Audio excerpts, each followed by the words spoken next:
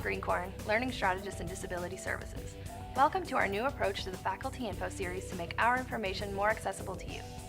Today we'll be discussing the duty to accommodate and undue hardship. We'll also look at audio recording as an accommodation for students.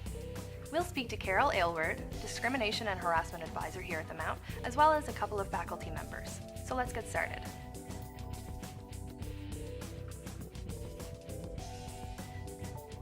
Well, it's important as a university, and it's important for all institutions to adhere to the duty to accommodate. It comes out of the Supreme Court of Canada decisions with respect to disability and other characteristics listed under human rights codes. And of course, it's also something that is stated in human rights codes as well. And that duty is basically an attempt to diversify in a meaningful way all institutions in the country. Undue hardship is the point at which an institution would not have to accommodate. It's a very high standard set out by the Supreme Court of Canada and, of course, human rights legislation as well. And it essentially requires that an institution find whatever reasonable methods they can to accommodate, and it's only when the factors are taken into consideration, like excessive cost or those kinds of factors, that the institution would not have to accommodate.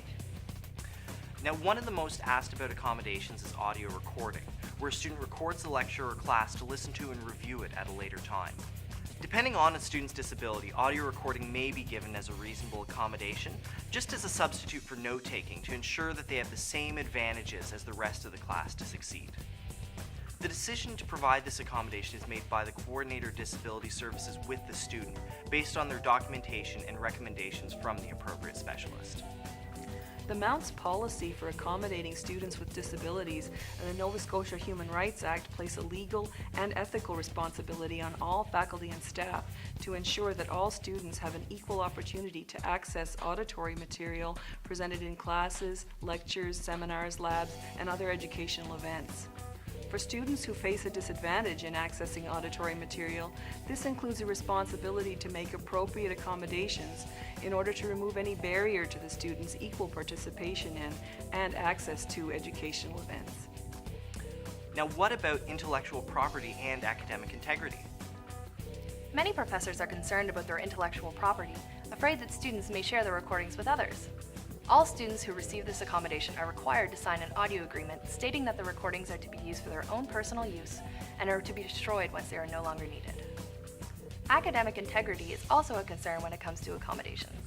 Accommodations are provided when they will not impact the academic integrity or fundamentally alter the nature of the course. Recording of classroom material is allowable under existing Canadian copyright legislation due to the exception of fair dealing. For more information about copyright law as it relates to fair dealings and exceptions, please visit the Intellectual Property Office website. What about the rights of other students?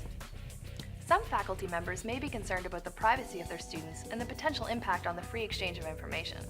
As a safeguard, students are required to sign an audio agreement with Disability Services and their professor that strictly outlines the use of the audio recordings and the repercussions if the agreement is violated. We take privacy and intellectual property seriously, clearly stating that any violation of the agreement will result in the withdrawal of permission to audio record and could result in academic penalties in that course. For more information on accommodating students with disabilities, please contact Disability Services at 457-6567 or check out our website at www.msvu.ca/disability services.